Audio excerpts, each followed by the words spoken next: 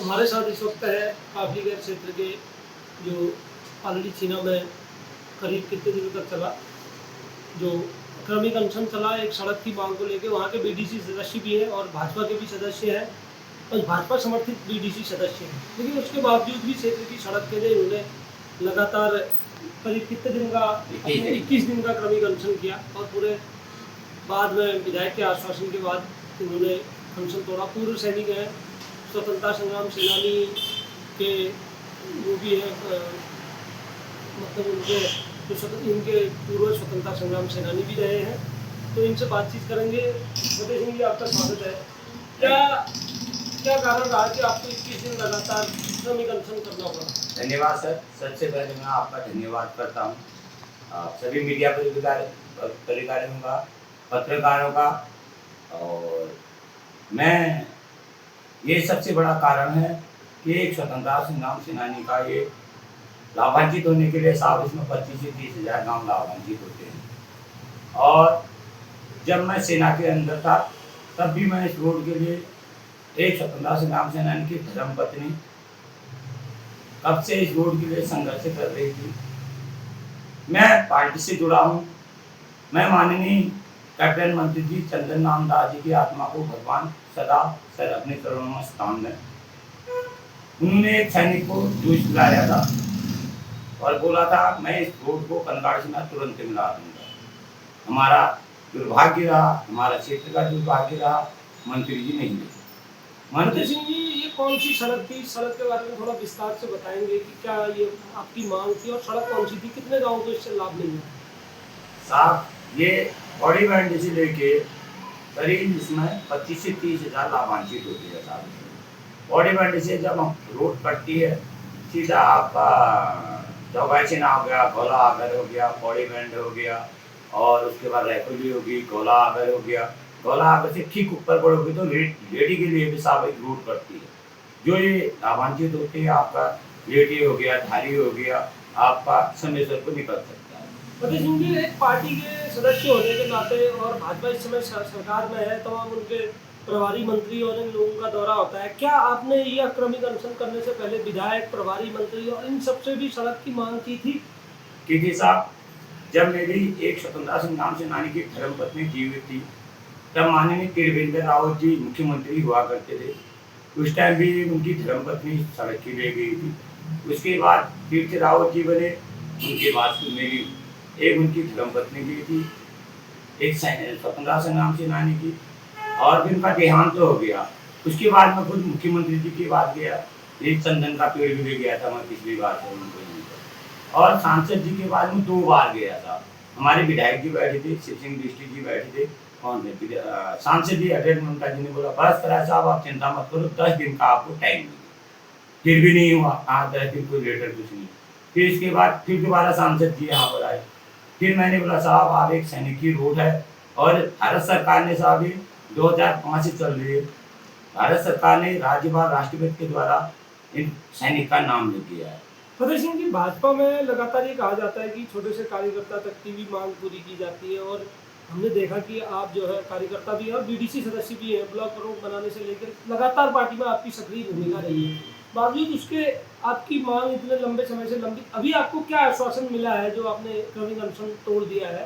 तो किन आश्वासनों पर आपने अभी क्रमिक अनशन तोड़ा? हाँ सर, मैं तो जुड़ा हूँ साहब भारतीय जनता पार्टी की। शासन है प्रशासन है साहब। मैं उससे पहले ये सोचता हूँ कि पहले तो क्षेत्रीय जनता का है साहब।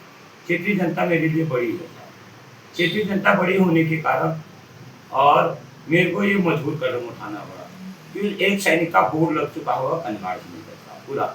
और जब मैंने आमरण अनशन दिया था साहब तब कैबिनेट मंत्री जी ने मेरे को जूस दिलाया था और मैंने साहब जब ये रोड कट रही थी 55,000 रुपये का मैंने दान कर दिया साहब। मैंने कहा क्योंकि एक सैनिक की रोड बननी है, पैसे आए थे पीडब्ल्यूडी से, सरकार ने पैसे दिए थे, मैंने रंजना राजपूत के डीएम थे, मैंने वो जमीन भी दान कर दी। अब मेरा कहना है शासन और प्रशासन कि मैं हूँ पार्टी का हूँ, मैं गया हूँ, मैं उनके संदेशक हूँ। शासन और प्रशासन इस मैं निहायत जरूरी सोचता हूँ जहाँ मेरी माँ बहन लाभान्वित नहीं होते ना देश लाभान्वित हो रहा है। और उसमें साहब हमारा माँ मैचुला मैया हो गया साहब, माँ मल्लिका मैया हो गया, गणनाथ स्वामी का एक पर्यटक स्थल है साहब। फतेह सिंह जी, किन आश्वासनों पर आपने अनशन तोड़ा? अभी क्या आपको आश्वासन मिला, किसके द्वारा मिला? हाँ, वहाँ पर माननीय हमारे शिव सिंह डिस्ट्रिक्ट जी भी आए थे, वहाँ पर मैं 2 बार आए थे साहब, मैंने यही बोला अभी मेरा सबसे पहले क्यों बहन के समान है, और विधायक जी ने भी बोला मैं अपने मंत्री जी के संकल्प को पूरा करूंगी, और जूस पिलाते जाए, मैंने कहा साहब आप दूसरी बार जूस पी रहा हूँ, क्लियर बात है साहब।